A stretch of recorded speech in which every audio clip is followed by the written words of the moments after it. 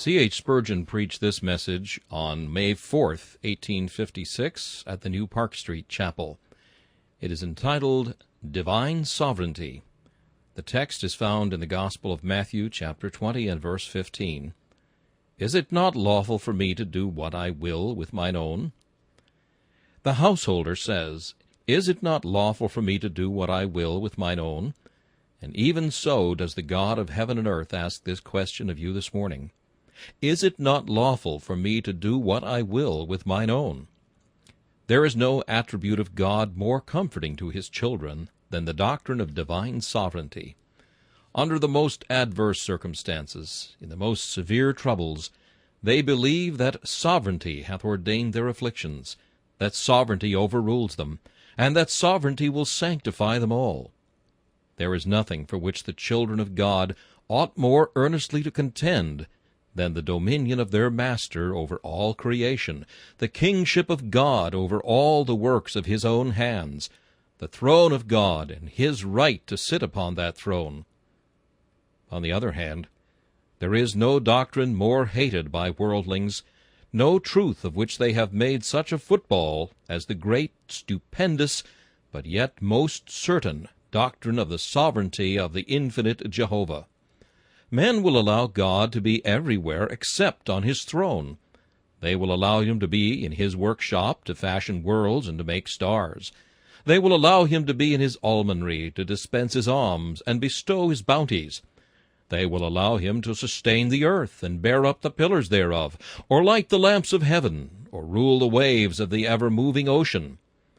But when God ascends his throne, his creatures gnash their teeth. And when we proclaim an enthroned God and his right to do as he wills with his own, to dispose of his creatures as he thinks well, without consulting them in the matter, then it is that we are hissed and execrated, and then it is that men turn a deaf ear to us, for God on his throne is not the God they love. They love him anywhere better than they do when he sits with his scepter in his hand and his crown upon his head. But it is God upon the throne that we love to preach. It is God upon his throne whom we trust. It is God upon his throne of whom we've been singing this morning. And it is God upon his throne of whom we shall speak in this discourse. I shall dwell only, however, upon one portion of God's sovereignty, and that is God's sovereignty in the distribution of his gifts. In this respect, I believe he has a right to do as he wills with his own, and that he exercises that right. We must assume, before we commence our discourse, one thing certain, namely, that all blessings are gifts, and that we have no claim to them by our own merit. This, I think, every considerate mind will grant. And this being admitted, we shall endeavor to show that he has a right, seeing they are his own, to do with what he wills with them, to withhold them wholly if he pleaseth, to distribute them all if he chooseth, to give to some and not to others, to give to none or to give to all, just as seemeth good in his sight. Is it not lawful for me to do what I will with mine own? We shall divide God's gifts into 5 classes. First, we shall have gifts temporal. Second, gifts saving. Third, gifts honorable. Fourth, gifts useful. And fifth, gifts comfortable. Of all these we shall say, Is it not lawful for me to do what I will with mine own? In the first place, then, we notice gifts temporal. It is an indisputable fact that God hath not, in temporal matters, given to every man alike, that he has not distributed to all his creatures the same amount of happiness or the same standing in creation. There is a difference. Mark what a difference there is in men personally, for we shall consider men chiefly. One is born like Saul, a head and shoulders taller than the rest. Another shall live all his life as Zacchaeus, a man short of stature. One has a muscular frame and a share of beauty. Another is weak, and far from having anything styled comeliness. How many do we find whose eyes have never rejoiced in the sunlight, whose ears have never listened to the charms of music, and whose lips have never been moved to sounds intelligible or harmonious? Walk through the earth, and you will find men superior to yourself in vigor, health, and fashion, and others who are your inferiors in the very same respects. Some here are preferred far above their fellows in their outward appearance, and some sink low in the scale, and have nothing about them that can make them glory in the flesh. Why hath God given to one man beauty, and to another none? To one all his senses, and to another but a portion? Why in some hath he quickened the sense of apprehension, while others are obliged to bear about them a dull and a stubborn body? We reply, let men say what they will, that no answer can be given except this: Even so, Father, for so it seemed good in thy sight.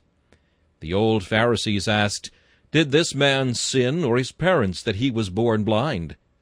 We know that there was neither sin in parents nor child, that he was born blind, or that others have suffered similar distresses, but that God has done as it has pleased him in the distribution of his earthly benefits, and thus hath said to the world, Is it not lawful for me to do what I will with mine own? Mark also, in the distribution of mental gifts, what a difference exists. All men are not like Socrates. There are but few Platos. We can discover but here and there a Bacon. We shall but every now and then converse with a Sir Isaac Newton. Some have stupendous intellects, wherewith they can unravel secrets, fathom the depths of oceans, measure mountains, dissect the sunbeams, and weigh the stars. Others have but shallow minds. You may educate and educate, but can never make them great. You cannot improve what is not there. They have not genius, and you cannot impart it. Anybody may see that there is an inherent difference in men from their very birth.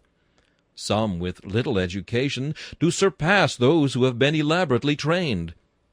There are two boys, educated it may be in the same school, by the same master, and they shall apply themselves to their studies with the same diligence, but yet one shall far outstrip his fellow. Why is this? Because God has asserted his sovereignty over the intellect as well as the body. God hath not made us all alike, but diversified his gifts. One man is as eloquent as Whitefield. Another stammers if he but speak 3 words of his mother tongue.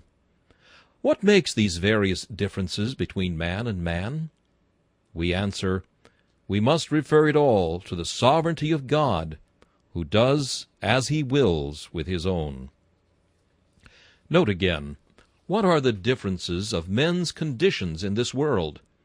Mighty minds are from time to time discovered in men whose limbs are wearing the chains of slavery, and whose backs are laid bare to the whip.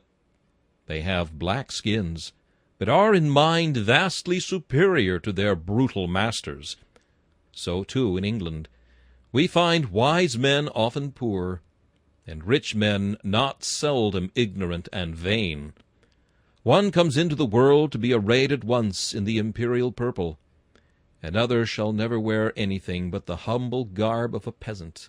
One has a palace to dwell in, and a bed of down for his repose, while another finds but a hard resting place, and shall never have a more sumptuous covering than the thatch of his own cottage. If we ask the reason for this, the reply still is, Even so, Father, for so it seemed good in thy sight. So in other ways you will observe in passing through life how sovereignty displays itself.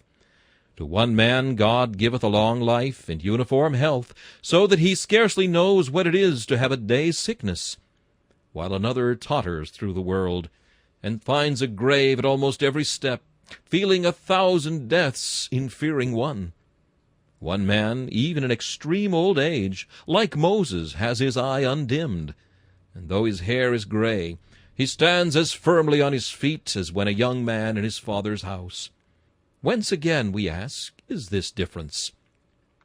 And the only adequate answer is, it is the effect of Jehovah's sovereignty.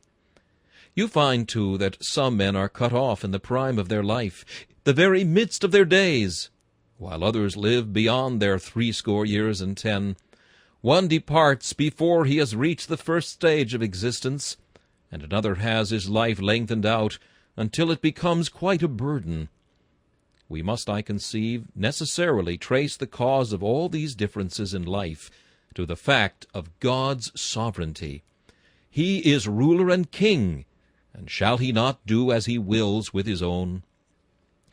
We pass from this point, but before we do so we must stop to improve it just a moment. O thou who art gifted with a noble frame, a comely body, boast not thyself therein, for thy gifts come from God.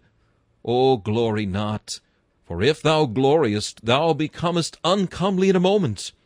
The flowers boast not of their beauty, nor do the birds sing of their plumage. Be ye not vain, ye daughters of beauty. Be not exalted, ye sons of comeliness. And O ye men of might and intellect, remember that all you have is bestowed by a sovereign Lord. He did create. He can destroy. There are not many steps between the mightiest intellect and the helpless idiot. Deep thought verges on insanity. Thy brain may at any moment be smitten, and thou be doomed henceforth to live a madman. Boast not thyself of all that thou knowest, for even the little knowledge thou hast has been given thee. Therefore I say, exalt not thyself above measure, but use for God what God has given thee. For it is a royal gift, and thou shouldst not lay it aside. But if the sovereign Lord has given thee 1 talent and no more, lay it not up in a napkin, but use it well, and then it may be he will give thee more. Bless God that thou hast more than others, and thank him also that he has given thee less than others, for thou hast less to carry on thy shoulders, and the lighter thy burden, the less cause wilt thou have to groan as thou travellest on towards the better land. Bless God then if thou possessest less than thy fellows, and see his goodness in withholding as well as in giving. So far, most men probably have gone with us. But when we come to the second point, gifts saving, there will be a large number who will go from us because they cannot receive our doctrine. When we apply this truth regarding the divine sovereignty to man's salvation, then we find men standing up to defend their poor fellow creatures whom they conceive to be injured by God's predestination. But I never heard of men standing up for the devil, and yet I think if any of God's creatures have a right to complain of his dealings, it is the fallen angels. For their sin they were hurled from heaven at once, and we read not that any message of mercy was ever sent to them. Once cast out, their doom was sealed, while men were respited, redemption sent into their world, and a large number of them chosen to eternal life. Why not quarrel with sovereignty in the one case as well as the other? We say that God has elected a people out of the human race, and his right to do this is denied. But I ask, why not equally dispute the fact that God has chosen men and not fallen angels, or his justice in such a choice? If salvation be a matter of right, surely the angels had as much claim to mercy as men. Were they not seated in more than equal dignity? Did they sin more? We think not. Adam's sin was so willful and complete that we cannot suppose a greater sin than that which he committed. Would not the angels who were thrust out of heaven have been of greater service to their Maker if restored than we can ever be? Had we been the judges in this matter, we might have given deliverance to angels, but not to men. Admire, then, divine sovereignty and love, that whereas the angels were broken into shivers, God has raised an elect number of the race of men to set them among princes, through the merits of Jesus Christ our Lord.